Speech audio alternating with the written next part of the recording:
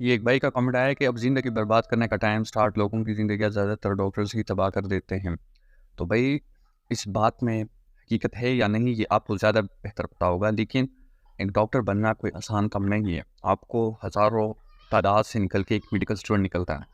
वो इतने competitive exams दे के सिलेक्ट हो जाता है। फिर हर साल वो प्रॉप्स के एग्ज़ाम देता है। जो स्टेजेस होते हैं एमबीबीएस के दौरान में वो देता है। ज़लील ख्वार होता है क्लासेस, लेक्चर्स और वार्डों में, फिर जाके हर प्रोफ़ेसर से अलग लेवल की बेइज़्ज़ती उनको बर्दाश्त करना।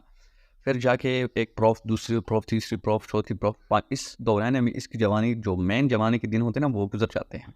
25, 26, 27 साल तक बंदा चला जाता है। फिर जाके हाउस जॉब लग जाती है जिसमें 1 साल और ज़ाया हो जाता है, जिसमें उनको तनख्वाह बेचारों को नहीं मिलती है। मेरा एक दोस्त था, उसको तो करीब 7 महीने बाद तनख्वाह मिली थी। तो ये हालत है डॉक्टरों की। फिर उसके जाके बाद तनख्वाह मिल जाती है तो घर में इतने मसले मसाइल होते हैं, बेचारों ने कभी किसी ने कर्ज़ लिया होता है, कभी तो सारे पैसे उसी में चले जाते हैं। फिर एक डिग्री लेने के लिए 20-25 हज़ार देने पड़ते हैं। फिर आगे जाके इंडक्शन एग्ज़ाम देनी होती है, पार्ट 1 देना होता है, जिसके लिए 20-25 हज़ार तो सिर्फ पार्ट 1 के लिए जमा करना होता है। फिर इंडक्शन के लिए अलग चक्कर काटने होते हैं। अगर फेल हो गया तो दोबारा देने, तो सारे खर्चे फिर से देने होते हैं।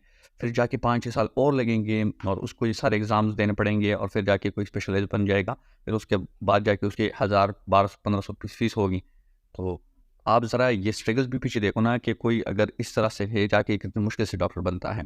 पहले इन स्ट्रगल्स को भी एप्रिशिएट करो। फिर हाँ, जो हमारे मुआशरे की खामियाँ है जिसमें ख़ास तौर पर लोग ज़्यादती करते हैं, जो डॉक्टर ऐसे होते हैं कि फ़िज़ूल में ऑपरेशन करवाते हैं, फ़िज़ूल में कम खर्चे में कोई चीज़ होती है बहुत ज़्यादा लेते हैं, फ़िज़ूल टेस्ट करवाते हैं। तो उनके उनके खिलाफ सबसे पहले मैं हूँ, ये सबसे गंदी और गलत चीज़ है।